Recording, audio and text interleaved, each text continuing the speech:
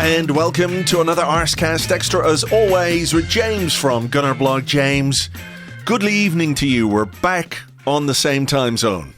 All is well in the world again. Well, not quite, because it's supposed to be Goodly morning. It's supposed to be Monday morning. Yeah. It wasn't to be yesterday. No, we're a bit delayed. Sorry about that, folks. Sorry, everybody. Yeah. It's not like much has happened. It's not like there's been a World Cup final or a transfer hijack or a Bukayo Saka hat-trick or anything like that. Oh, phew. I thought you were going to say something like that I didn't know yet about Bukayo Saka, and I'm glad it was just the hat-trick. No, nothing Achilles related. Good. But yes, but I was my apartment in hotel in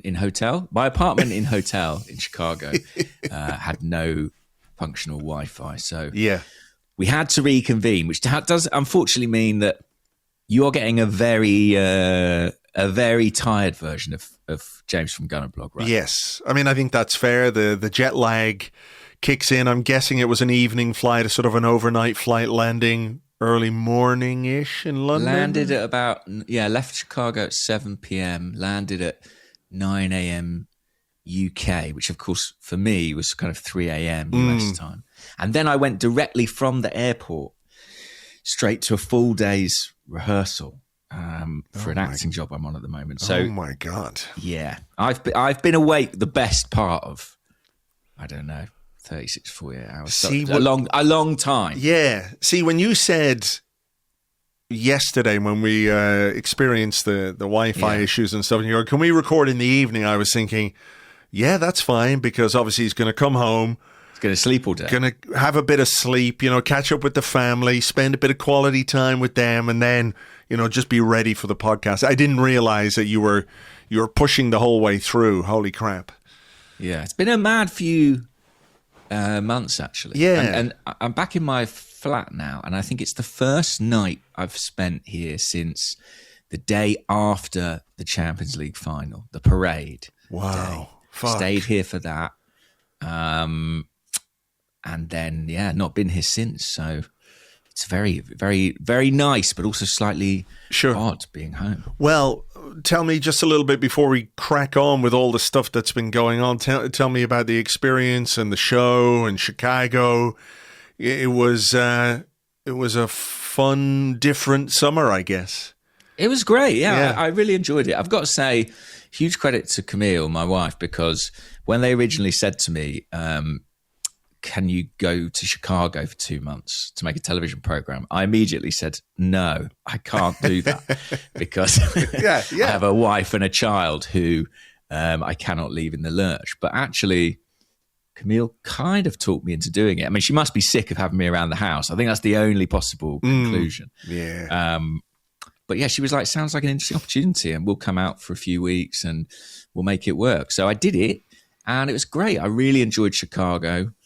Great city, very friendly people. Midwesterners, I gather, are known for their friendliness. Have you? I can't remember. Have you been to Chicago? No, I've never been. I've never been. I think you'd really like it. Yeah, it's got a great food culture. I like food. Yeah, it's a very cool place. Brilliant music scene. I think house music originated in Chicago. Yeah.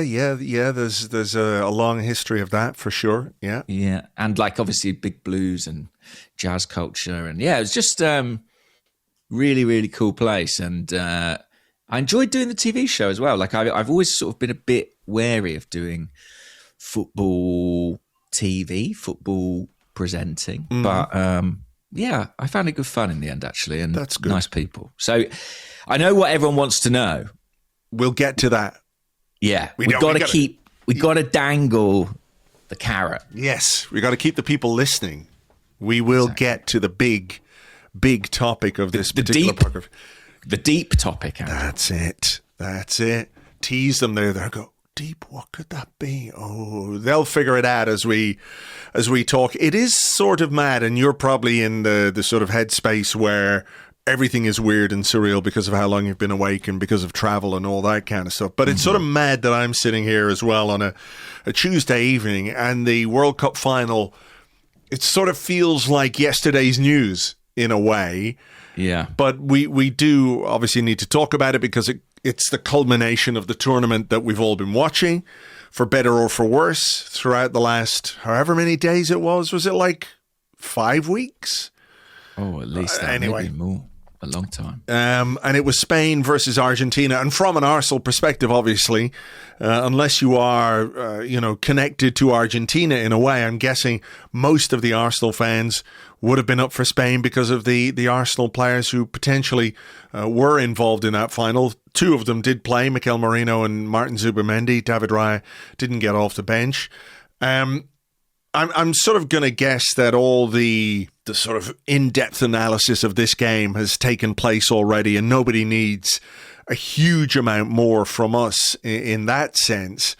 But I have to say, I'm really glad that Spain won this. I am a bit sorry and a little bit cross with Mikel Merino that he couldn't save us from extra time in this game. No. But I'll forgive him. I will forgive him this once. It was a game to be endured rather than enjoyed, I think, in part because, well, in no small part because of how Argentina approached it and the way they behaved, during the game and after the game, has really not won them any fans or any friends at all, has it? No, and when you say it feels a long time ago, I do wonder if that's because there's maybe been less dissection and kind of reminiscing about this final than we would have hoped for, because it was a pretty dire game and a pretty one-sided contest. I mean, they didn't have a shot, did they, in normal time, Argentina? 116th minute was their first shot. Wow. Wow. And yeah, I mean, there was a lot of talk about Messi pre-game, and understandably, given his talent and the tournament he's had, but he was really a non-factor. Spain were the right winners. And frankly, the manner in which they overcame France in that semi-final, to me, suggested they were absolutely worthy winners at that point, because they beat the clear favourites. And Argentina couldn't really lay a glove on them. They could lay some boots on them, though. Some boots. If they'd been wearing boxing gloves, I'd say they'd have laid a glove on them. There were 1 or 2 of those players who are a bit handy with their fists, particularly after the final whistle. I really do think there's a justice. We had a number of questions on the Discord about whether this was, the biggest football justice we've seen, and I think Spain were robbed of a goal which should have stood. Yeah, I think if that game had gone to penalties, for example, and Argentina had won on penalties, that would have been one of the great injustices in football history, because there's no way that goal should have been disallowed. I thought some of the tackling from the Argentina players it could easily have been punished more heavily than it was. Enzo Fernandez just didn't give the referee any choice, even if he was predisposed, let's say, to let a few things go, which he did in this game. I think there was one from Tagliafico early on, Lamine Yamal, which was just like, how the fuck is that not a yellow card? So if it felt a bit like he was going to be lenient, there was just no way he could ignore Enzo Fernandez going full Enzo Fernandez. No, I mean, it was kind of insane, but there was a point earlier in the game where it felt like Argentina's players were just careering around into challenges without massive fear of repercussion. It was like the first half of the England game, or certainly the first 15, 20 minutes of the England game. Well, quite. And I think Argentina's antics in the England game won't have endeared them to many of my countrymen. I think we're all rooting for Spain. And Merino did make an impact, I thought, off the bench, and came really close with that header, made that he had a chance, pretty gnarly block with his face. I thought he played an important role, as did Nico Williams coming on. I thought, linked with Arsenal seemingly summer after summer, I think has flattered to deceive at times when I've watched him play, but did make an impact here for sure. Yeah, Ferran Torres with the finish, a really nice finish as well. Nico Williams heading back. Mikel Merino doing the job of sort of chief distractor, taking 2 or 3 players towards the the goal line, and I was delighted. I really was delighted. You know, Spain don't have a great record in penalty shootouts, I believe, so I was glad it didn't come to that. And like you say, the antics at the final whistle, some of the behaviour of the Argentinian players and some of the staff was absolutely disgraceful, really. You know, you can be competitive, you can be unhappy when you lose, but that's a sort of level of sore losing that, yeah, you know, you just don't win any friends. Not that they had too many to begin with, I think, in going into this game, but yeah, it was unfortunate or disappointing to see that, but not necessarily too surprising from some of the characters in that Argentina team. No, quite right. And I think there was a degree to which, at a certain point in the tournament, Argentina's force of personality was kind of compelling. But as it became clear that sort of actually outweighed a lot of their footballing ability as a team outside of Messi, there was only really one rightful winner, and Spain got the job done. And you know, I credit to them, because this is not the most star-laden Spain team we've ever seen. Obviously, Lamine Yamal is a huge star, but he's still only 18 years old and has already won a Euros and a World Cup, by the way. It's absurd. And I think, you know, it would be fair to say that in this tournament, he looks like a guy who is carrying an end-of-season injury into the tournament. We've seen it, you know, with other players before, you know, where a big important player picks up an injury towards the end of the season. They come back and they play in the tournament, but they can't quite get to their best level. And I think that's true of him, even if there were sort of flashes of his brilliance. Yeah, quite right. And, you know, they've got an unheralded coach who, De La Fuente, has come through the kind of Spanish system. Has coached a lot of these players at under 19 level, under 21 level. I think becomes the oldest coach to win a World Cup for the first time. I saw someone say, I don't know if this is true or not, but he becomes the first bald coach to win the World Cup. So, you know, we've had, you know, as members of that particular club, we've had some unfortunate association with the president of FIFA, because, you know, he's a bad baldy. I don't think we're the bad bald guys, and Luis de la Fuente is one of the good bald guys, certainly in terms of managing a football team. That's good, yes, some recompense. I mean, we talk a lot about positive bald representation, and De La Fuente is doing his bit. Spain now, I believe, world champions in the women's game and the men's game, European champions in the men's game too. So, yeah, very impressive, and not a memorable final. I mean, a lot of finals are poor, but I think after the drama of 2022, this was a real letdown.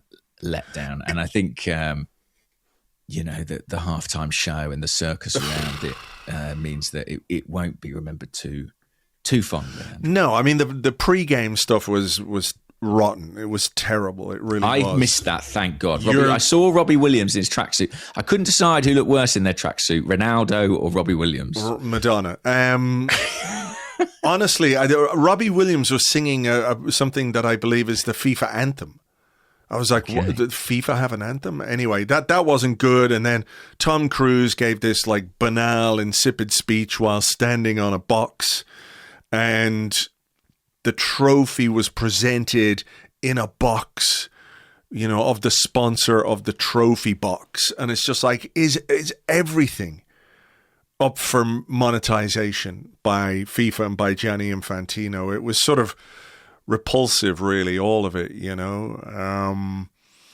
The halftime show I didn't watch. I turned off. I sort of, you know it makes no big difference in the grand scheme of things, but I sort of stuck to my conviction about this being completely unnecessary. FIFA were saying, you know, after all the talk about it, it'll be a half-hour break. FIFA were going, no, it'll just be 17 minutes. In the end, it turned out to be, I think, 27 minutes between the end of the first half and the start of the second half, which is just, you know, completely wrong as well. You know, the let's get ready to rumble, all that kind of stuff, which was going on pre-game. You know, the football, I think, and some of the stories from this World Cup, because of the nature of the game, because of how amazing and brilliant football actually is as a game and as a sport has been captivating and really compelling. You know, there have been some fantastic stories, some fantastic games. I think that is what the World Cup gives you when you have that much football, by the way, as well, with 48 teams and talk of going to 60 for the next one. But, when you have that much football, you're always going to have the stories. You're always going to have the Cape Verdes, the sort of underdog stories that we got in this World Cup and some of the great performances. And, Mbappe turned up and scored goals, and Haaland turned up and scored goals, and Messi turned up and scored goals. The big boys turned up and scored the goals. The stars were out, and that is captivating, and it is exciting and everything else. But, there was so much about this World Cup that was just not right, in my mind. The way the game has been damaged, I would say, by Gianni Infantino and his desire, and I will say this very clearly, his desire to Americanize it, because people will say, well, it's America's fault that the World Cup ended up like this. I don't think that's true. I think it's Infantino's desire to be, I don't know, he sees this as part of his job as like an entertainment impresario, right? So we'll make it razzmatazz, and we'll have the four quarters, and we'll have the halftime show. And, I'm glad things like the ad breaks were booed roundly by football fans throughout this. There was a lot of stuff about the World Cup that wasn't great as well. I think it's important that we remember that. Most of all, I would say the fact that people have come away from this tournament thinking that Jed Spence is any good. I think that's the worst part for me. Yeah, I must say that was not a narrative I was anticipating. Tournament, the Jed Spence national hero one. I remember him being very, very good against us for Nottingham Forest once upon a time. Do you remember that game? I do remember that game, yeah. Yeah, horrible. He played against Nuno Tavares, who got taken off after about 30 minutes. So are we saying that doesn't count? Yeah, so more or less. Yeah, listen, I thought, I don't like to say it, but I thought he had a very, very good tournament. But England, I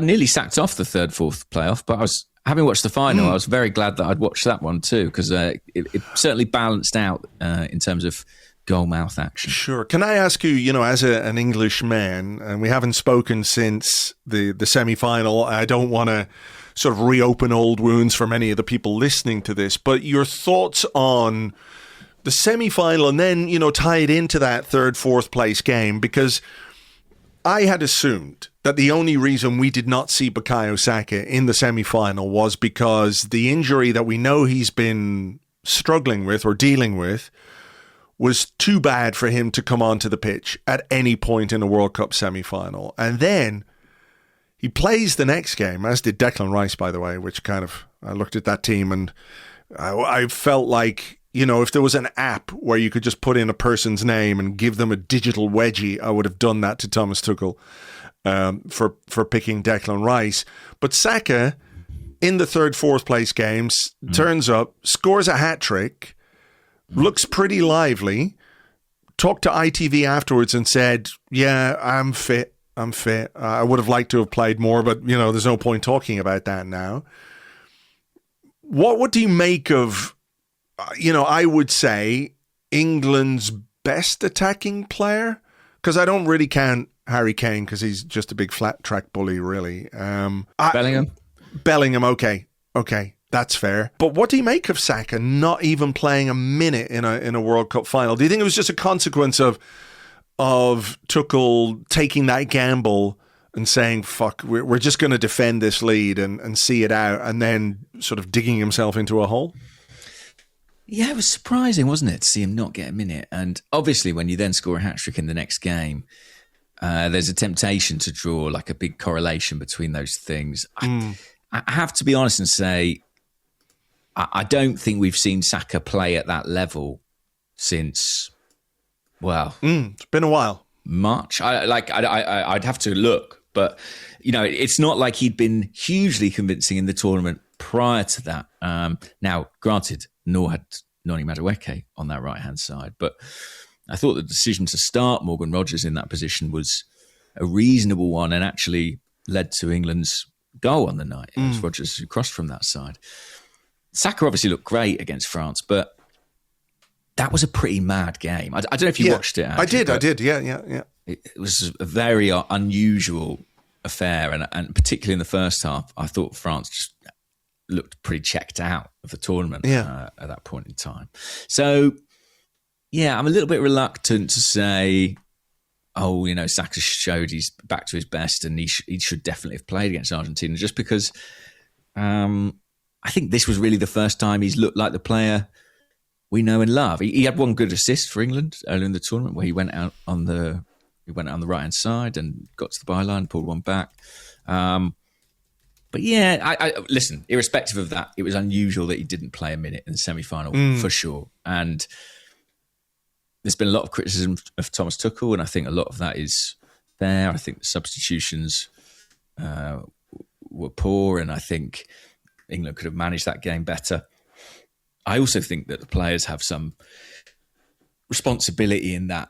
Often when teams collapse into defensive shapes, I think the managers are ultimately responsible, but I don't think you can underestimate the way in which both kind of the psychological temptation to hold a lead and fatigue can be a factor in that. And actually, as Arsenal fans, I think we saw a lot of that last season. Arsenal, in situations where they were probably better served by pushing on, trying to control the space, control the game, falling into that defensive shape because there was a kind of comfort in it. Sure. But I mean, I've never seen Arsenal play however long it was between the Anthony Gordon goal and the first Argentina goal, and actually the second Argentina goal, with 12% possession. I mean, there's being defensive, and there's being organised, and there's being hard to break down and playing in a low block, and then there's whatever that was from England, which was, by any measure, I think quite extraordinary, really, because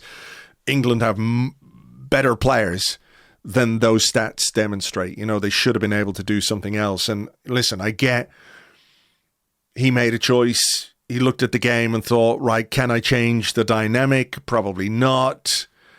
But I do think if you have players like Eze, Rashford even to give you an outlet, when Harry Kane is dropping back as a centre half or dropping as deep as that, that's, you've got to give yourself something else in the opposition half, and it wasn't great. And listen, by the way, with Saka, I'm not sort of saying that because he scored these goals against France, and I think he ended the World Cup with 3 assists and 3 goals, which is pretty decent numbers for a guy who didn't play a lot of minutes.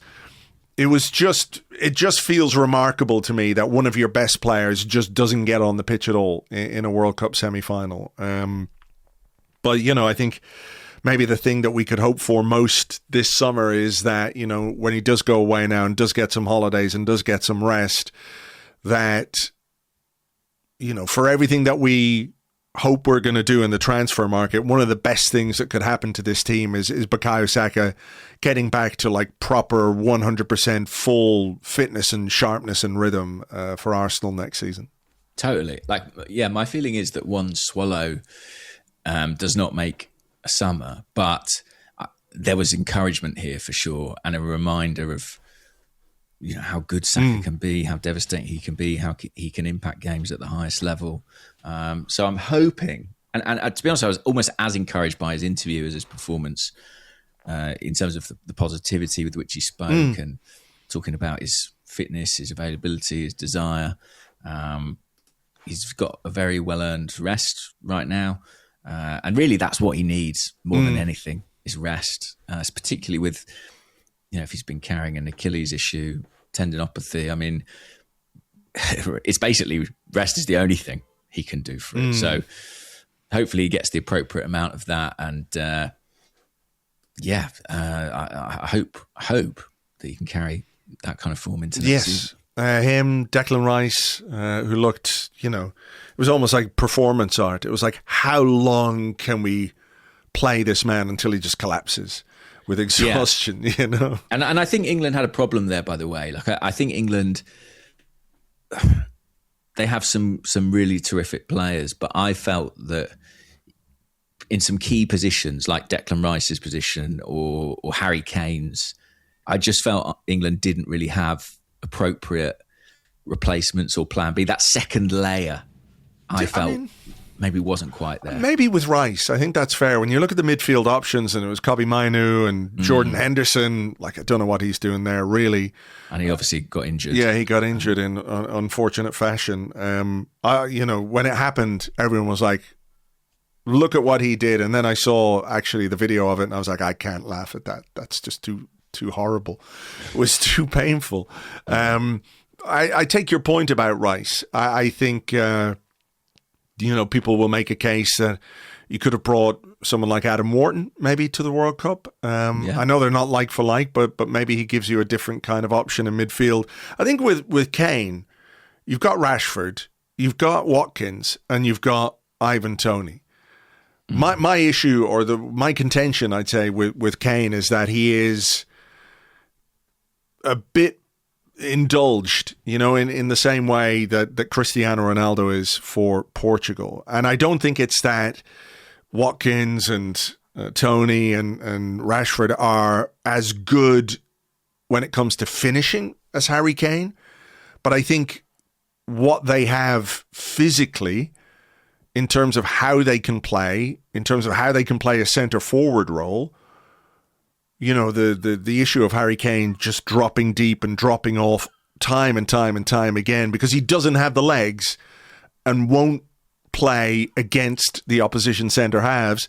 I do think that, was a bit of an issue for England, particularly in the second game, or that game against Argentina, and some of the other games as well, where I think, they can occupy defenders in a way that Harry Kane can't. Can they score the goal that he scored, whoever it was that he scored against?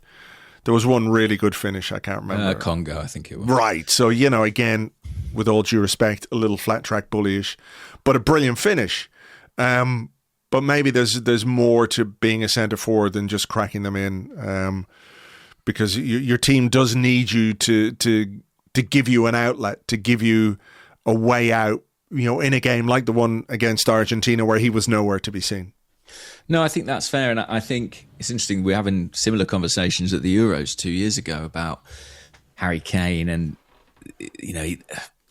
I don't like to say it, but there are a lot of positives to his game. He's an excellent striker, but he does force you to play in a particular way. And you kind of have to accommodate him, as you say. And at the last Euros, it felt like Ollie Watkins was kind of on the cusp of overtaking him as the first choice striker. It hasn't come to pass. He's England captain. He's a huge part of Tuchel's plans. And I kind of think he still will be at the next Euros in 2 years' time. How old is he now? 32. Yeah, I foresee him remaining part of the plan for England. But I also take your point that, potentially, although he's nearly a decade younger than Ronaldo, there are some parallels there. I'm just not sure England have a particularly compelling number 9 alternative right now. That's one of the issues. I think. But maybe there are other ways that we could play. I don't know. I don't think Tuchel's going to make that call to move on from Kane, but I take your point that there could be certainly something to explore there. Bellingham had a brilliant tournament, didn't he? He really did. Yeah, really good. I mean, turned up and delivered game after game. Showed his class and his quality, and he just has that personality where he's able to impact games. He's the guy that if you're focusing on the Euros, he is the guy, not Harry. You shouldn't be talking about how you're going to play with Harry Kane or how you're going to accommodate Harry Kane. You should be thinking about, how do I get the maximum out of Jude Bellingham? And that includes thinking about who you put around him and who you put ahead of him, Well, yeah, because I do think there's a degree of duplication at times with Kane and Bellingham in terms of the spaces they want to operate in. But yeah, you're absolutely right. He's the guy you would hang your hat on. I suppose we should talk about, I mentioned him starting the Argentina game, but Morgan Rogers, Andrew. Yes. I mean, that was that a Saturday evening? Ornbaum?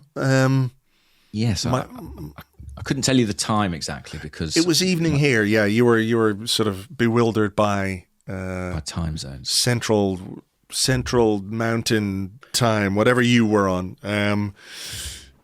That was a bit of a surprise, a little bit of a shock, I have to say.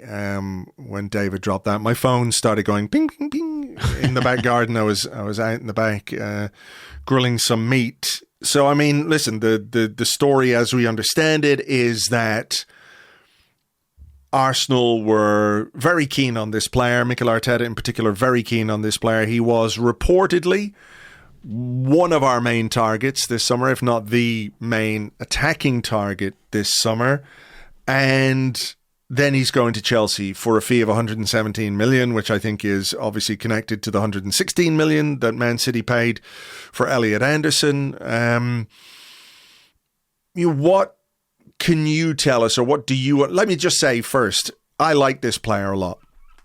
Mm-hmm. We had a conversation about him a couple of weeks ago where we both said we liked him. We weren't 100% sure where exactly he was going to fit, where he would play. Would it be from the left? Would it be centrally?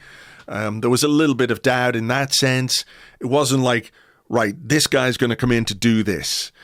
And I will say that the fee of £117 million, I'm sort of like, I like the player, but for that money, I need to be absolutely sure about, what this guy's going to do and where he's going to do it. So I'm not like crazy upset at missing out on the player per se, but I do have some concerns that a deal that we obviously were pursuing and wanted to get done didn't get done, and we end up being gazumped or hijacked by Chelsea. And whatever the optics are, it doesn't look great when that happens. No, and albeit a very different deal at a very different price, there was some similarities to the Jeremy Monga situation where Arsenal looked poised to do that deal, and then Manchester City stole him. Are we doing too much poising? Are we overly poised? Too much summer? Admiring, Andrew. Yeah. That's what my Twitter followers tell me. Right. I don't want to hear it about admiring anymore. Yeah.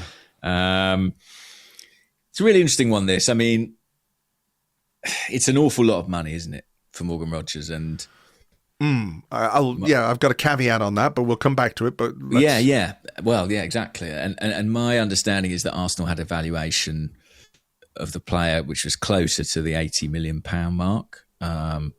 Maybe there would have been a bit of flexibility to go beyond that, but not to the level that Chelsea committed. Villa were insistent throughout. They wanted that transfer record for a British player, which had been set earlier in the window by City and Elliot Anderson. Another great example of City potentially distorting the market in a way that doesn't really help us. Arsenal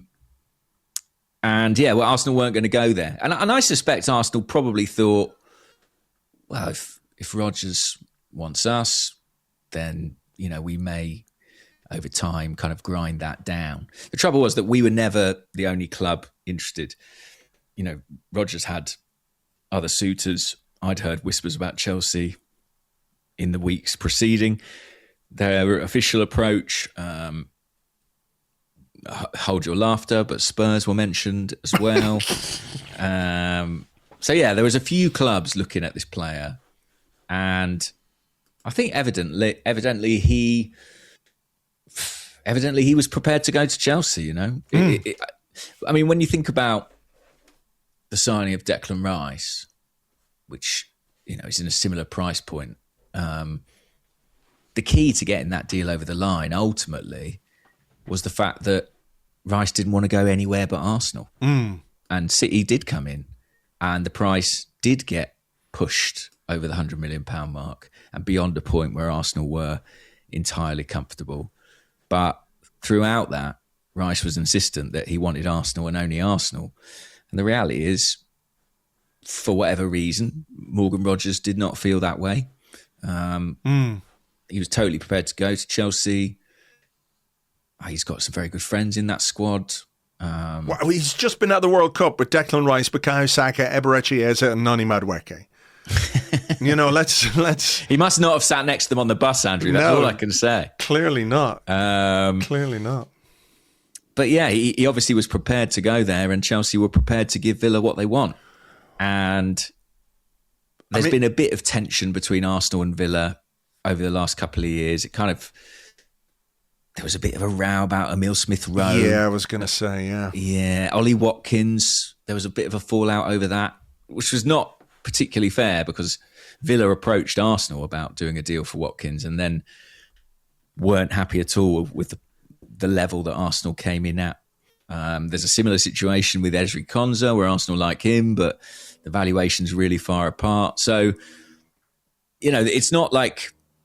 I don't think relations are particularly strained, but they're maybe not the best that they could be. And when another club turn up and say, here's your asking price, here are the conditions that you've asked for met, I suppose Villa are going to accept it. And Arsenal were contacted to see if they would be inclined to match or better what Chelsea had offered, and they declined. Right.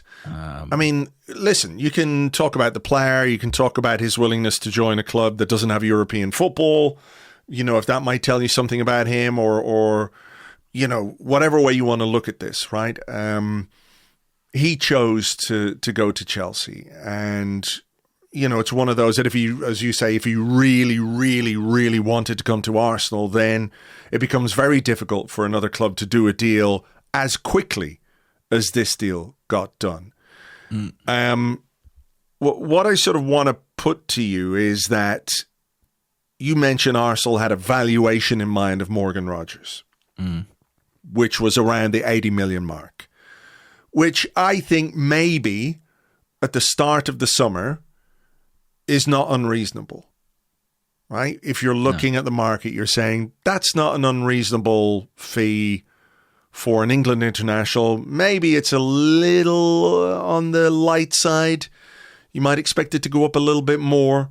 But Arsenal are now operating in a market where Elliot Anderson went for 116 million, where Sandro Tonali went for 94 million, where Mateus Fernandes went for 85 something million to Spurs, where today Crescencio Somerville, and I know this is not quite Premier League or anything else, but Crescencio Somerville has gone from West Ham, a championship side, to Al Hilal in Saudi Arabia for 80 million, or is going to go there for 80 million. I saw that, yeah. Which is kind of crazy. I mean, that's insane.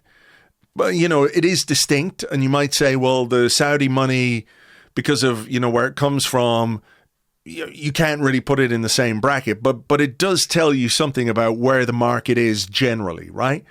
So do Arsenal need to rethink their valuations of players that they might well be looking at and targeting now? Because where the market was before the summer, or before the last few weeks, even when the Elliot Anderson thing went through and everything went kind of through the roof there, do Arsenal have to reconsider, like whatever their valuations are, people will say, well, they're right to hold their valuation on that. If they value the player at that, and they shouldn't pay a penny more than that. But maybe the reality of that kind of approach is that you don't get the player that you really want because the market is dictating the prices, rightly, wrongly, whatever else. You can only operate within the reality that you live in, right? You can't just pretend, well, if I think he's valued at 80 million, then he's only worth 80 million. But the other names I've mentioned, the other deals I've done, they push that price higher. Absolutely.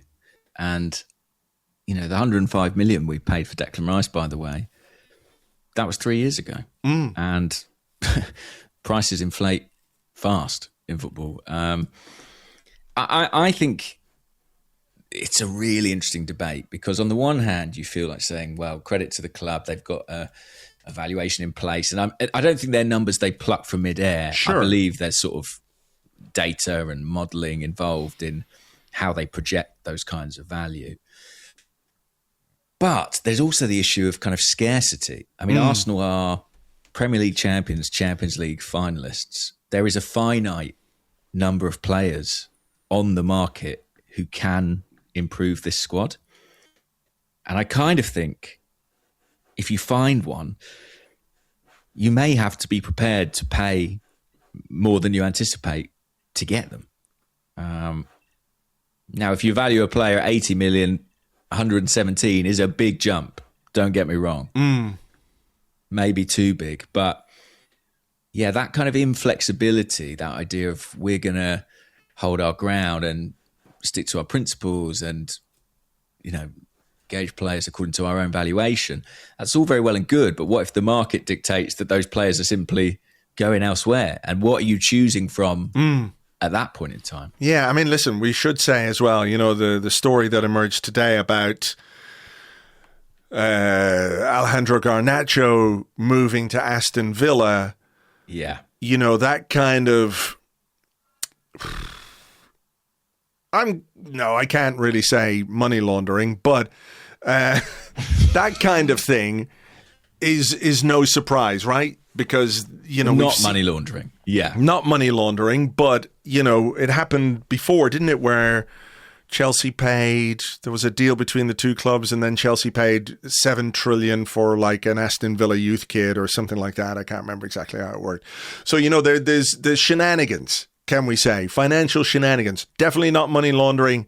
That's not what was being said at all, even though I clearly said it, but I didn't mean it. I should have used the word allegedly. Anyway, people know where I'm going with this, right? So Chelsea can potentially, with their £117 million outlay, have an agreement with Aston Villa as part of that deal that, a transfer of Garnacho, even if it's a loan deal with an obligation or whatever, goes a significant way to offset some of the money that they've spent on this player. So it allows them to buy the player, despite the fact they've spent billions over the last few seasons and, financially are kind of all over the place.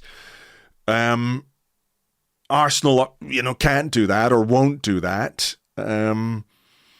But have missed out on a key player. And I suppose the question I have for you now is, whatever we feel about it as fans is one thing. You can live with it. You can be unhappy about it. You can think we've missed our main target, or you can be happy that we haven't spent that much money on a player who you don't think is worth that much money, which I completely get, right?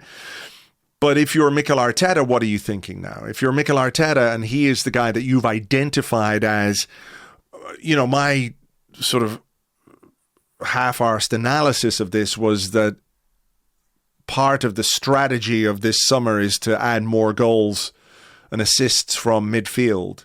And I think he's a guy who can pretty obviously do that for you, right?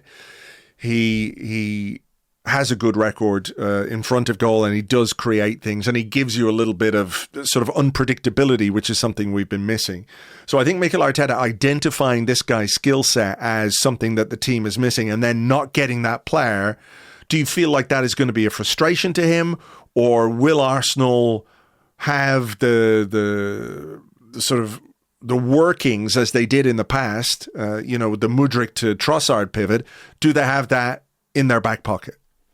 Well, I mean, it's interesting you mentioned Mudryk. The last time Arsenal were kind of gazumped by Chelsea on a deal of this kind of size and scale, it worked out brilliantly for us. I do think Morgan Rogers is a very different case. In his defence, sure. I mean, this is a Premier League established player. It was just more about the reaction rather than the comparison of the two deals or whatever. I mean, one thing I don't know, and I hold my hands up on this kind of from a journalistic perspective, is to what degree Mikel Arteta is part of that decision that Rodgers exists outside of the valuation. That essentially he's not worth the money that's paid. I have to think that he would not be too bothered about that. Like, my gut says that Mikel is a guy who's sort of very driven by the talent and his desire to work with the talent, and it's somebody else's job and somebody else's department to make the numbers add up. What do you think? I don't know. I mean, I think he likes what he likes. I think for a bit anyway. Yeah, until he doesn't. That's the thing about Mikel. You're the greatest thing since sliced bread until you're not. you know, and we've seen that happen before. I guess it is all about what the alternatives are and the way we respond to this. Maybe calling it a setback is not quite the right way, but you know, if a lot of planning and a lot of back channel stuff has gone into the Morgan Rogers deal, how we respond to that and what we've got, you know, as alternative options, you know, maybe he's comfortable enough with that. Maybe he feels like, well, you know, if we thought, you know, 80 million was it and it's gone to 117 million, that's a 37 million difference. I could get a left back for that. You know, yeah, I mean, very seriously, that could be another signing. You know, that's the way it might go in that sense, but it will really be about, you know, who's the guy we're going to get that isn't Morgan Rogers. Like, if we want Morgan Rogers and we haven't got him, who else? Who's the guy? Who have they got lined up, if not as sort of second choice or third choice, but as an alternative option? Because I guess you have to plan for the idea that, like, despite how hard you work or whatever else, that a deal might not go through for all kinds of reasons. Yeah, I'm just envisaging a meeting with, you know, Rich Garlick and Andrew Berta sitting down with Mikel and sort of saying, we can get you Morgan Rogers, but it may mean you're not able to sign a left back this summer. And Mikel just be like, like really ruminating on it. Before also saying, I love me a left back. We won't. Okay, let's not do it, just in case I decide at the last minute I want another left back. Well, who else? I have to be honest, I'm not convinced anyone really knows.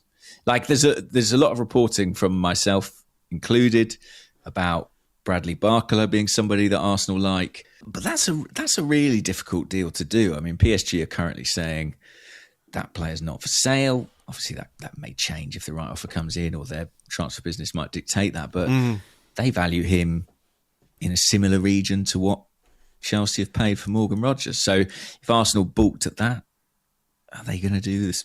Pay that sort of money for Barcola? Maybe they think he's better or got a higher ceiling, but I'm not so sure. I think it's a hard. So I have my doubts about that. But I mean, is that not what we're going to have to pay for that kind of player or that level of player? Let's say with that sort of stature, unless we go and do something a little bit different. And listen, you know, we've talked a little bit about Christos Solis, but you know, I feel, and I said this to you maybe last week or the last time we spoke, there is part of me that feels like Arsenal really, really need to use the juice of being Premier League champions and Champions League finalists to go out and sort of get that player who has a bit of wow factor because they are out there and doing it. You know what I mean? Mm-hmm. Yeah, I agree. And actually, as I said a little bit earlier, as much as I respect Arsenal's stance on this, I do think, you know, sometimes you've got to pay a premium. Sometimes you've got to pay more money. I mean, we did it on Declan Rice and it proved to be one of the best moves we could have made. I mean, Arsenal went into that summer thinking maybe we get this guy for 70, 80 million. It didn't happen. They had to push the boat out, but he was the right guy. Now, is Rodgers Declan Rice? Perhaps not. Is Barcola Declan Rice? Perhaps not. But I don't know. I almost hope that rather than saying, okay, who can we get for 80 million? I almost hope Arsenal kind of look upwards in terms of what's attainable and the sort of talent they could land. And maybe it's a case a bit like the Mesut Ozil summer where something shakes out at a big club that means a player we're not currently thinking about or talking about becomes available.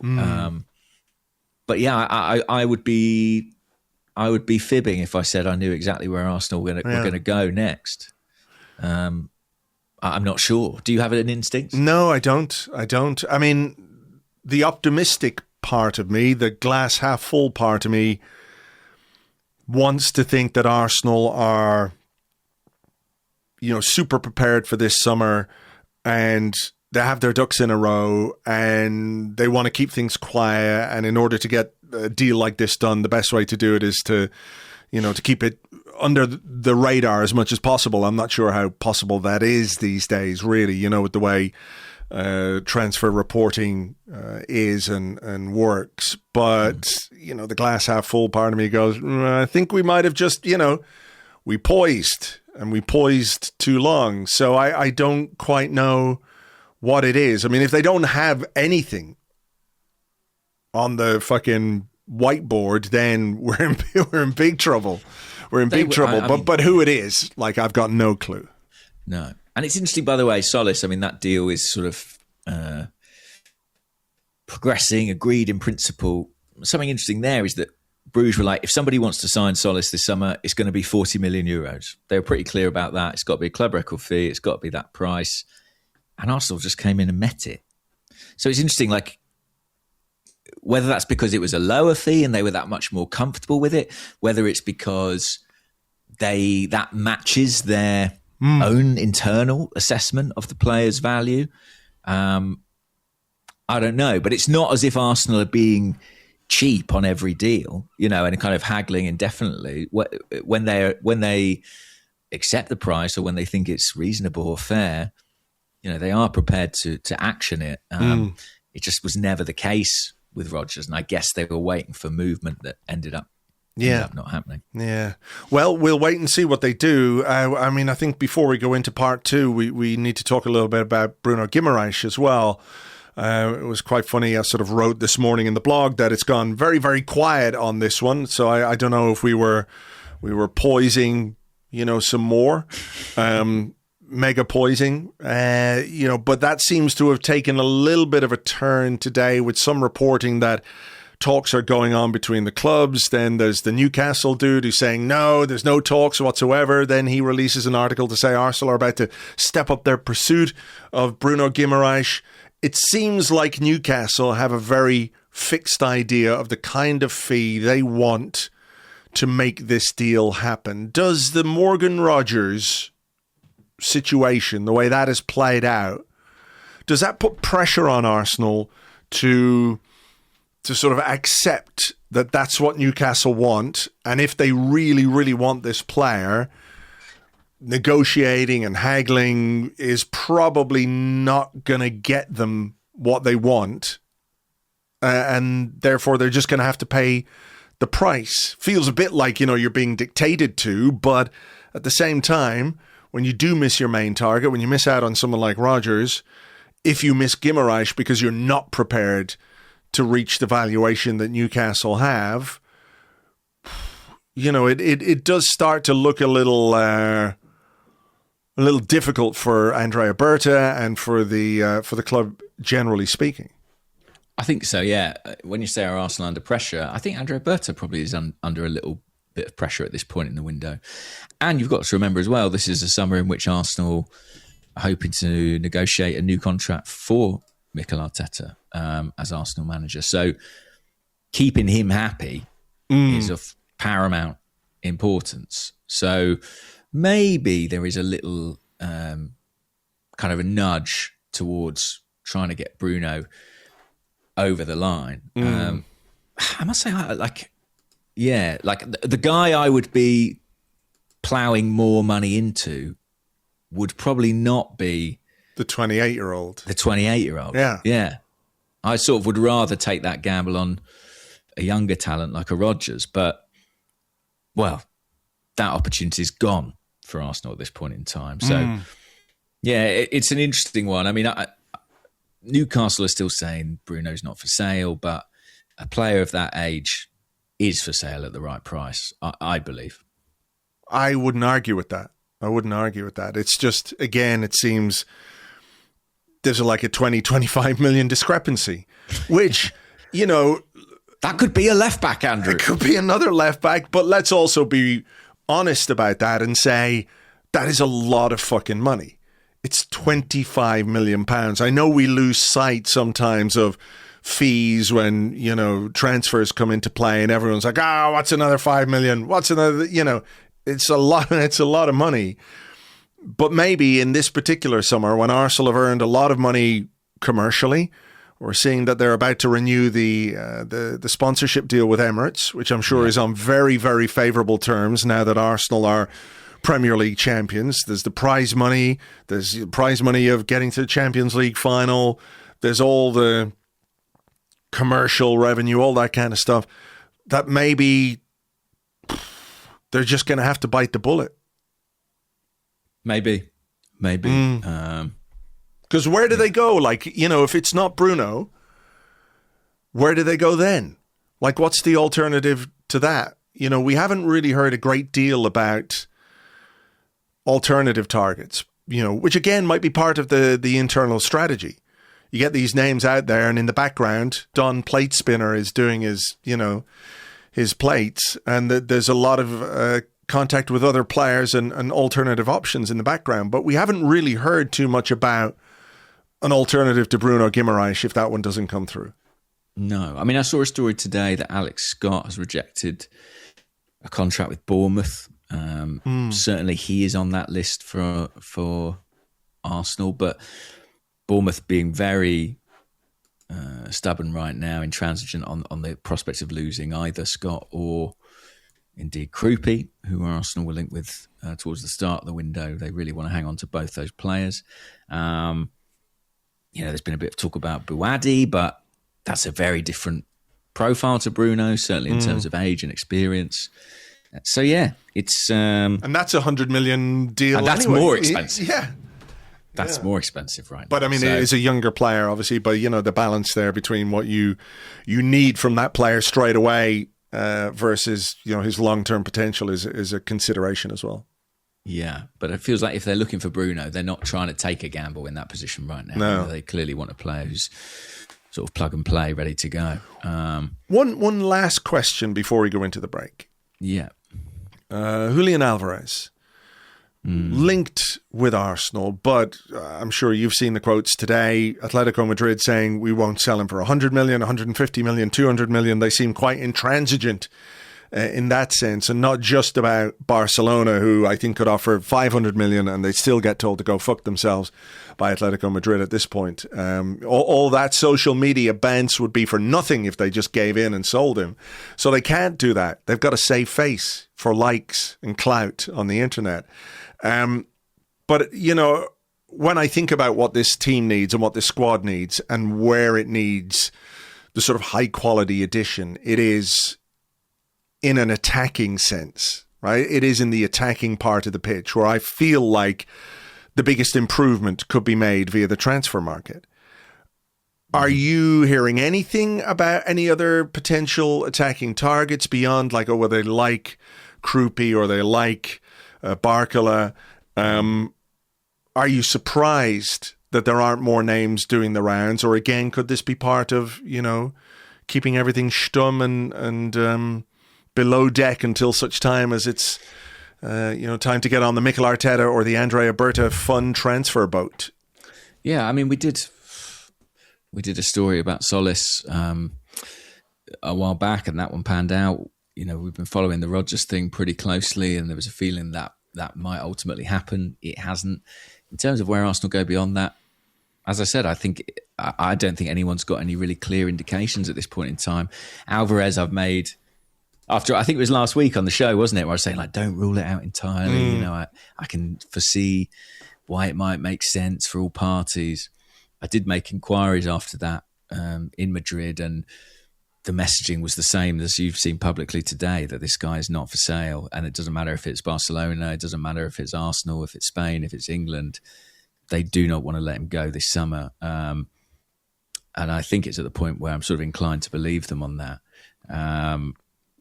Barcelona can be so persuasive and persistent with these kinds of things that you have to take a pretty strong stance if you don't want it to happen. And Atleti, from the outside at least, seem to be doing that. So no, it's a bit of a mystery to me exactly what Arsenal will do next. I mean, listen, the one thing we always say about Berta is he's got irons in the fire. So hopefully he's working on something that we're not yet across. All right. Well, look, we will obviously see what happens. I think given the World Cup is over and given players are back to pre-season and all that kind of stuff now, there is, I think, an expectation that things will start moving a little quickly, right? That there's got to be something done. I mean, I think Solace is going to happen this week. From my understanding, that's going to be announced maybe on Wednesday. We'll wait and see. But, after that, it does feel like with all the distraction out of the way, the focus needs to be on, getting a couple of deals done. I think so. And there's a bit of restlessness after the Rodgers plot twist. So I think, getting one in the door at least in Solace would be helpful. And I think people are looking for us to kick on and do a bit more than that too. All right. Right, we'll leave it there. It's quite a long part one, but we will be back with some of your questions and more in part two right after this.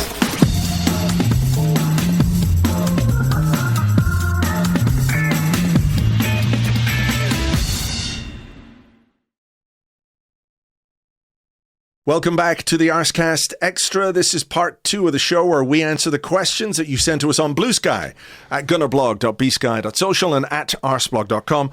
Also on the Arseblog Discord chat server, which you get access to if you are an Arseblog member on Patreon. Just a heads up, we are doing a small live event in Dublin next month. It is taking place on... Let me get my Tuesday, not this Tuesday. Tuesday the 4th of August in a venue called the Sugar Club here in Dublin. It is not anything like the size of Union Chapel. The capacity is quite limited. It's cozy and it'll be fun, but we don't have that many tickets to give away. So we are going to put tickets on sale first to our Patreon members. To give them the first opportunities to buy tickets. And then if there are any left, they'll go on general sale. So that will happen tomorrow, 3:00 tomorrow. I'll put a post up on Patreon. You can buy tickets to our show at the Sugar Club. It'll be myself and yourself. Elliot will be over. I think Clive and Tim will be there as well. So we'll have a nice chat about, all the nothing that we've done, all the poising that we're doing in the transfer market and all the other bits and bobs that are going on ahead of the game against Real Betis, which takes place on the Wednesday. So patreon.com/Arseblog. If you're not already a member, you can sign up now ahead of the new season, get access to all the content that we do, and also have a chance to have the best chance to get tickets for our live show in Dublin. So there you go. Right.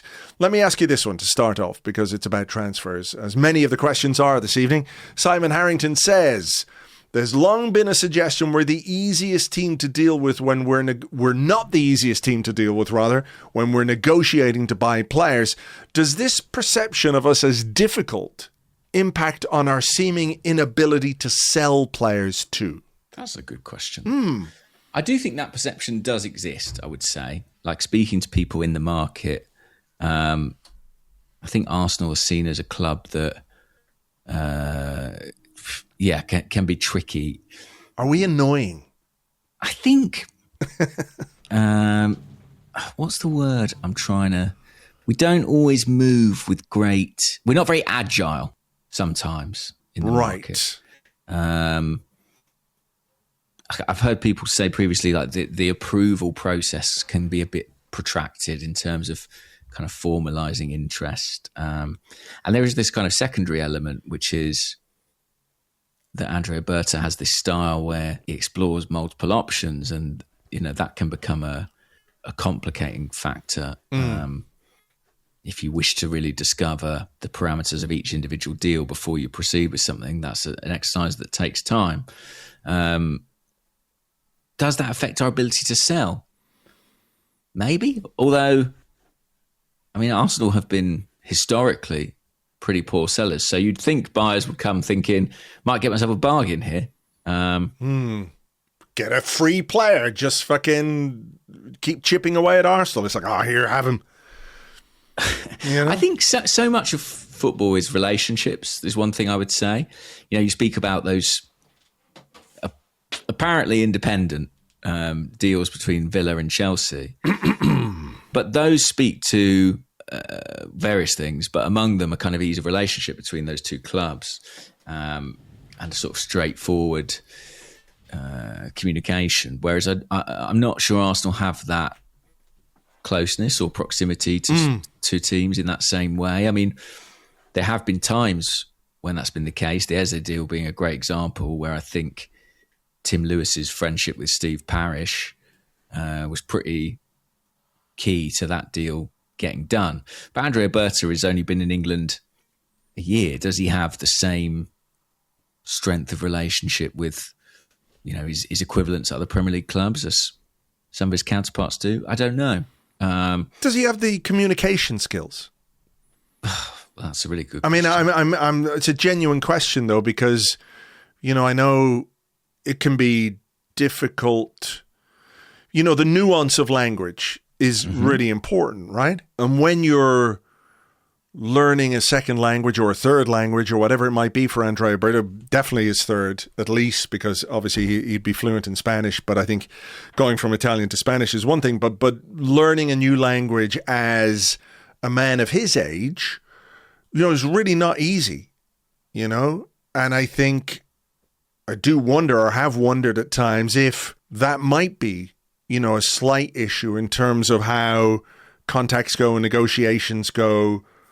Does something he say come across as very blunt and forthright because that's the easiest way to say it in a language that he's still not, let's say, 100% fluent in the way that Mikel Arteta is. But Mikel Arteta has been, in English-speaking countries for whatever, half his life, more than half his life, Yeah, and Andrea didn't speak the best English when he arrived, so there's a degree to which he's playing catch-up there. I mean, with a club like Villa, it's predominantly a Spanish language club. Monchi's, I think, still an advisor there. Alabe's the sporting director. Emery's the manager. He shouldn't be a barrier in a deal like the Morgan Rogers deal necessarily, but it might be with certain other teams, other clubs, other players.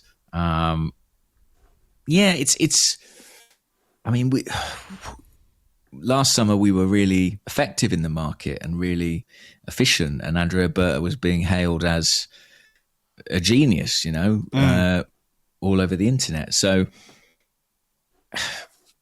the truth probably lies somewhere in between. I think last summer's efficiency in the market was really a consequence of kind of the owners loosening their grip on the funds and saying, let's go and do it and let's make it happen.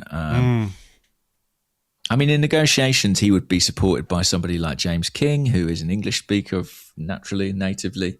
So you'd think that between them, they could kind of eradicate that issue. Football is so international now. But it's an interesting idea. I mean, Arsenal, there's been quite a lot of change at Arsenal, at board level, executive level. The relationships we maybe had in the kind of Edu era, some good, some less good, might not be as established at this point in time.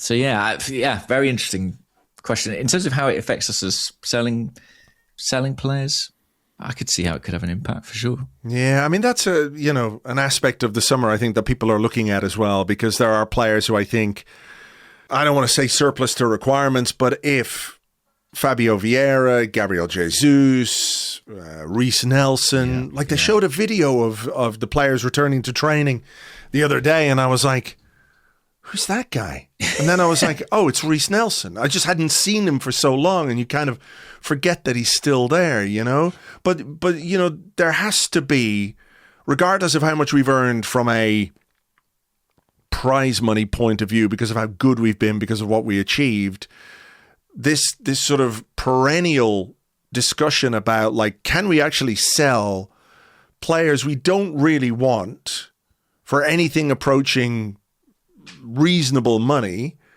is one we keep having to ask. And the answer, generally speaking, is no. At what point does that just become who you are? Unless you're selling a player that nobody really wants to sell. And I recognize the difficulty of selling, in inverted commas, damaged goods or players who've been underwhelming, et cetera, et cetera. But I do think other clubs manage to do that better than we do and have done historically? I just wonder, is it sort of embedded, as you say, in the kind of the perception of our DNA? Very interesting. I mean, I have a sort of follow-on question on the topic of players that you perhaps don't really want to sell. But can I find it? That is the question. Yeah. Here we go. Maximum Gooner 97 has a Myles Lewis-Skelly question. And they say, should we sell him this summer while his stock is high after starting in a Champions League final and teams seeing what he can do when given a chance? I would love to see him stay and get run in the team. But his situation reminds me of Ainsley Maitland-Niles back in the summer of 2020. He just started in the FA Cup final, had a great game. We then got an offer for him from Wolves in the summer, which we turned down. He stuck around and didn't play, which caused his value to decrease. Does it feel similar with Myles, or is he just a better player than Ainsley was? Yeah, the Ainsley thing was weird, wasn't it? Because there was that offer from Wolves, and did we turn it down? Or was it Everton that he was going to go to, and then that fell through and he wasn't really happy about it on social media? I seem to recall we turned down about 15 million from Wolves. Right. I've got a memory of that in 2020. Yeah. With Myles, like we talked about him maybe last week, the week before, and we were sort of saying, well, if Bruno comes in and if Morgan Rogers comes in, you've got Eze and you've got Martin Odegaard and you've got Mikel Merino and you've got Declan Rice and you've got Martin Zubimendi. You know, you look at the number of players versus the number of minutes versus, you know, how many players can play at any one time. And you sort of wonder, like, well, someone's going to miss out. Is it going to be Myles? It's not going to be two new signings. If you're spending the money on them, they're players you're planning on using. The thing I would say, though, is that Rodgers has fallen through. The Bruno Guimaraes deal appears to be quite complicated still. Well, I think it could be simple, but I think what we know about the way Arsenal operate makes it complicated, right? That they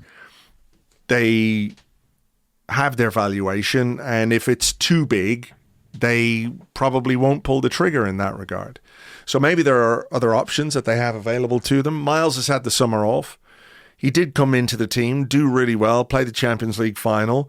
When you think about the start to the season and the players that we might have available at anything approaching 100% fitness, who will have had a summer off, who will have had a full pre-season and are sort of there ready to go from the start, he is one of those in midfield. Odegaard's been at the World Cup. Bruno Guimaraes, if he comes, has been at the World Cup. Rodgers, even if he came, would have been at the World Cup. Rice at the World Cup. Zubimendi, I know he didn't play a great deal, at the World Cup. Merino at the World Cup. And his situation is a bit different because I think the World Cup was very useful for him, as it was for Odegaard, by the way, as well, because of how long they spent out injured. I think, the World Cup has been useful for those two guys. But, I understand where the question is coming from, but with the uncertainty over where we are in terms of potential incomings, I think my answer would be no.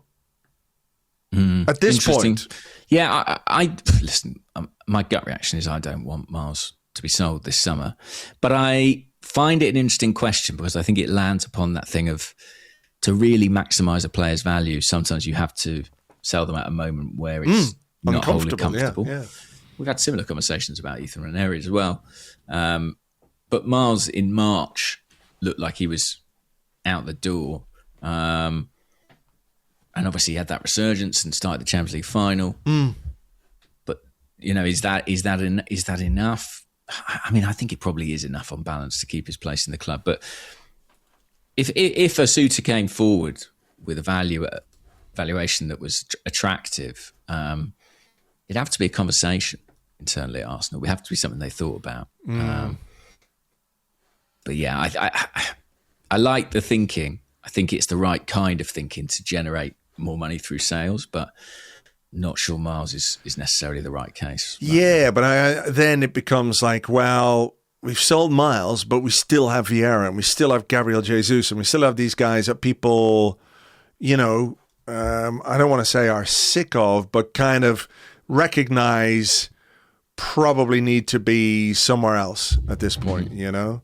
And that, I think, is probably the way that people will measure the way Andrea Berta sells. It won't be by selling Myles or selling Ethan, even if we get really good money for those two. And there's a hard sell for the fan base, is to sell two of those players in one summer, right? That would be really, really difficult.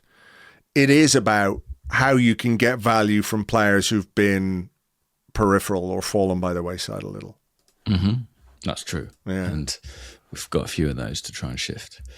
Have you got a question? I think I do. Hang on. Here's one from Square Bollock on the Discord. It's an unfortunate medical condition. They say, putting aside all the transfer nonsense, how dare you? Do you think Mikel is going to do any major tactical tweaks to the team for the upcoming season? I understand last season very much became a results before style system, but now with the Premier League title under our belt and managerial changes in the league, do you think Arsenal will play with a bit more swagger? Without wishing to dodge the question, I think it will depend on the signings he gets. And I also, I don't know how much we'll be able to infer about the way Arsenal start the season, just because of the amount of players that may not be featuring. So yeah, he always makes tweaks, he always makes adaptations, but I'm not anticipating sweeping changes. What about you?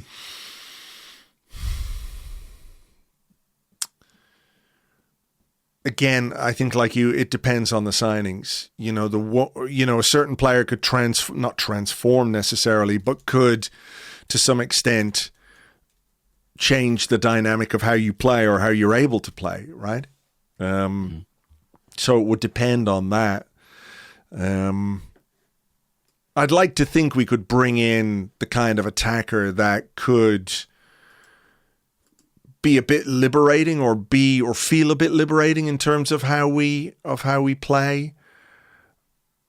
I think I would like to see us be a bit more 6 and 2/8 than double pivot and a 10-ish, as we were last season. You know, I think you get more attacking juice from your team, I think, and you know, we do have the players who can play there. Zubimendi, talked about Myles. I think Declan Rice can do that job. Bruno Guimaraes maybe would be an 8. But, you know, you've got Marino, Odegaard, Waneri, perhaps, Eze in there. I would like to see a bit more focus on that, because I think we've got strikers who need service, different kinds of service, and I think you're better served if you've got a bit more focus on what you're doing in the final third. Particularly as, you know, we've got where we've got by building a really strong defensive platform. You know, that's not something I think we need to work on anymore. I think we need to look at where we can be better, and where we can be better is creativity, making chances and taking those chances. So if that isn't something that has occurred to Mikel Arteta, I'd be really, really surprised. How that plays out tactically, again, may depend on who we bring in. But yeah, I wouldn't be surprised to see something a little different next season, but quite what, we'll wait and see. On that theme, or related to that theme at any rate, Kevin Campbell Soup says, do either of you worry about our ability to attract top attacking talent? Very few of the best forwards in the world play in the Premier League anymore, perhaps because of its attritional meat grinder nature. And Arsenal have developed a bit of a reputation as the meat grindiest of all teams. The meat grindiest. Do you think potential signings could be put off by this?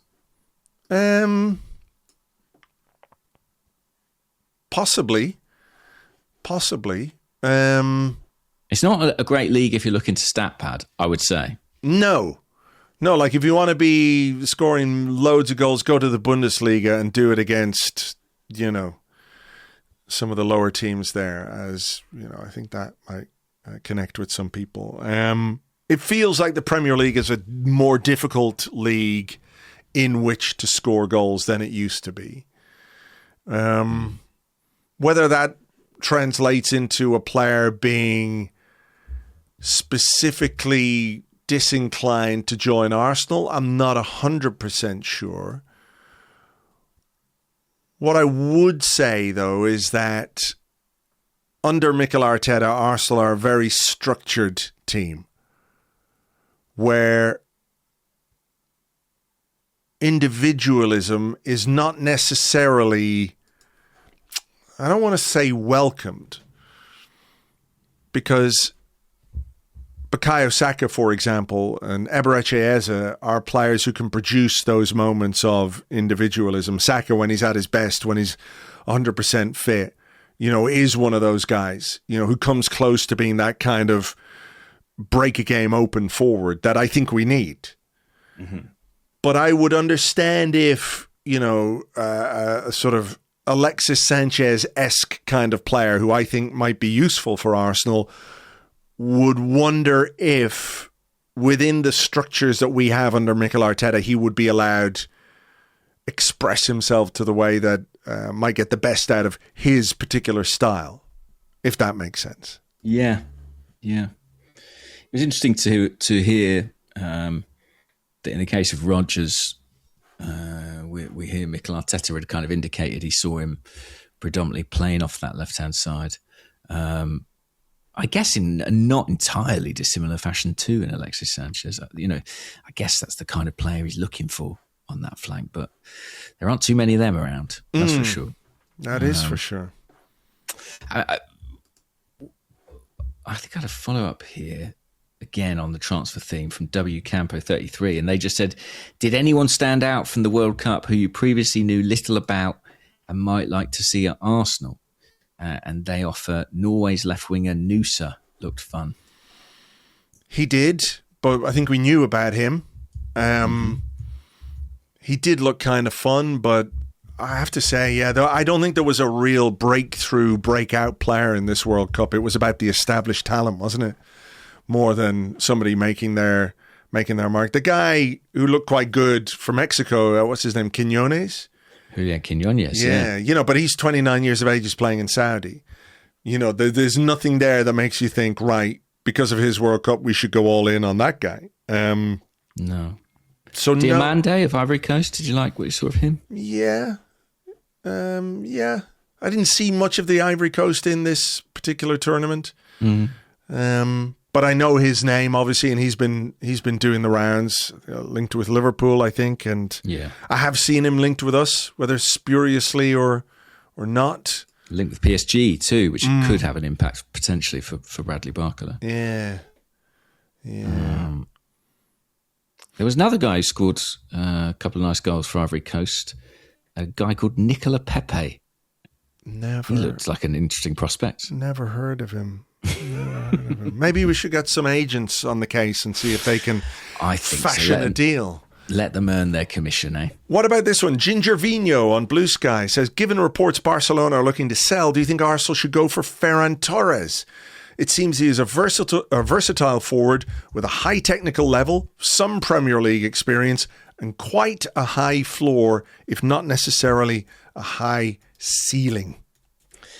Yeah, I mean, his reputation in Spain is a little bit that he's a guy who misses a lot of chances. Now, he was super clinical in the World Cup final, scored one very good finish, and then would have had another were it not for a marginal offside. I think he's a really good footballer, someone who works the channels, can link the play, runs in behind. Yeah, I like Ferran Torres a lot. Is he necessarily what we need, or is he precisely what we need? I'm not so sure, but he's a player I like, and if he was available, I would hope that Arsenal would be in that conversation. What do you think? I know he's a player that Mikel Arteta likes because we did try to sign him before. Whether he's exactly what we need now, I don't know. As you say, though, the market is quite limited, isn't it? And if Barcelona want to sell, I wouldn't be surprised if we were asked, or if we asked to sort of be kept aware of the situation. But I don't know.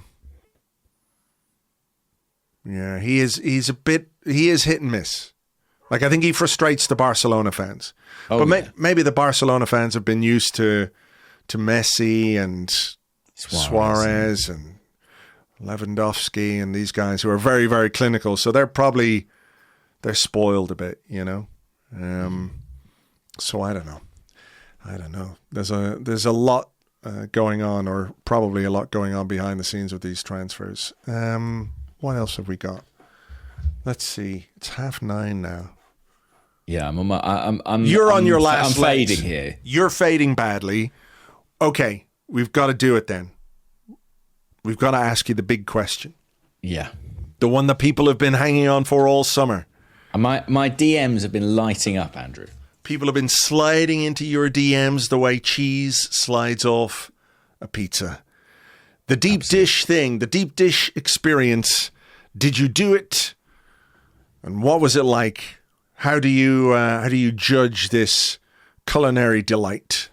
Yes, I did do it. I went with my two co-hosts for the show I was doing on my penultimate night in Chicago. We couldn't get into Pequod's. No. I know Pequod's was the people's choice, but we could get into Lou Malnati's. You didn't tell them who you were, did you not? Say, do you know who we are? We're doing a World Cup show on the thing you need a stick for. Yeah, that's true. But none of them knew what a fire stick was, so we couldn't get in. And then we went to Lou Malnati's and I ate the deep dish. Was it big? No, I had a little personal size one. Right. But that is big because it's deep, Andrew. That's the thing. That's it. The volume of it is significant. It's got some girth. Yeah. It's got the tomato like on the top almost. And this one had like sausage meat in it. It was all right. The dough is almost like, I want to say like it's more like a pastry. Do you know what I mean? Like a kind of short crust. Pie crust pastry. Pie. Yeah, it's really more of a pie than a pizza. I found it very filling. I had to take some home with me in a little box. And overall, I would say I was glad to have the kind of tourist experience of eating it, but I would say not sufficiently that I would order it over what they call a tavern style kind of thin crust pizza. Right. Chef reaction, marks out of 10 style? Out of 10, I mean 6. Okay. I Average. like pizza. Yeah. So it's ticking a lot of the right boxes. But yeah, I'm not convinced it's an improvement on an actual normal pizza. It's just a different style. It exists in its own world, I guess. Yeah. But yeah, I know what you mean about pizza preference in that sense. What was, before I let you go, what was the best thing you ate out there? What was the best food you had? Oh, that's a good question, you know. Best food I ate in America. I went for a very good burger, actually, on my last day at a place called Au Cheval. Okay. There's one in New York, I'm assured. Right. And they're famous for their cheeseburger. Okay. The single cheeseburger is called on the menu the single cheeseburger, but it comes with 2 cheeseburgers in it. So what? That's the most American thing I've ever seen. A single cheeseburger is actually 2, but you can have it with egg and or bacon. Right. Don't It's mind basically a heart attack on a plate. Okay. And it was good. It was worth it, I would say. Okay. Well, a lot of good Mexican food. Yeah, I went to some nice restaurants. I mean, it's good food out there. It's really good food. The bacon in this burger is like maple glaze, so it has like a bit of sweetness to it. It's sort of, it's almost jammy. Ooh. It's very nice. Okay. Now you've got me wanting a burger, and it's 9:30, 20 to 10 at night, and I'm not going to do that, so I'll have to fulfill my burger craving. But I would say Chicago, tomorrow. It's still in its kind of fusion era. Do you know what I mean? Like every restaurant is like, it's Chinese food, but in tacos. You know, there's a lot of that going on. Make your mind up, guys. Okay. Well, listen, I'm glad you had a great experience out there and ate good food and had a good burger. And you did try the pizza. It's probably a little bit of an underwhelming. I don't think that it could ever live up to people's expectations. No. That's the problem. But it's a bit like, people, I'm going to go to Ireland, right? You've got to have stew. Yeah. And then you have stew and it's like, yeah, it's nice. It's all right. The problem is I've been sort of edging people, haven't I? Like I've been stringing it out. Yeah. I've built up the tension to a point where it couldn't possibly deliver. No. But there is a picture on my J McNick Instagram account of said deep dish pizza. So maybe Chicagoans will go and judge it. I know they're all going to shout and be like, "You didn't go to the place. You went to the wrong one. You had the wrong pizza." Well, listen, I'll have to come back in that case. All right. Well, look, it sounds like you had a nice time there, and it's a place you go back to, and get the right pizza this time, and we can exactly. It's good to have a reason. I've got to go back because I've got to explain that to Camille now. Camille, I know I've been away from you and our child for 2 months. I've got to go back. I'm afraid I ate the wrong pizza. Or someone could post it to me. That's the other option. Yeah.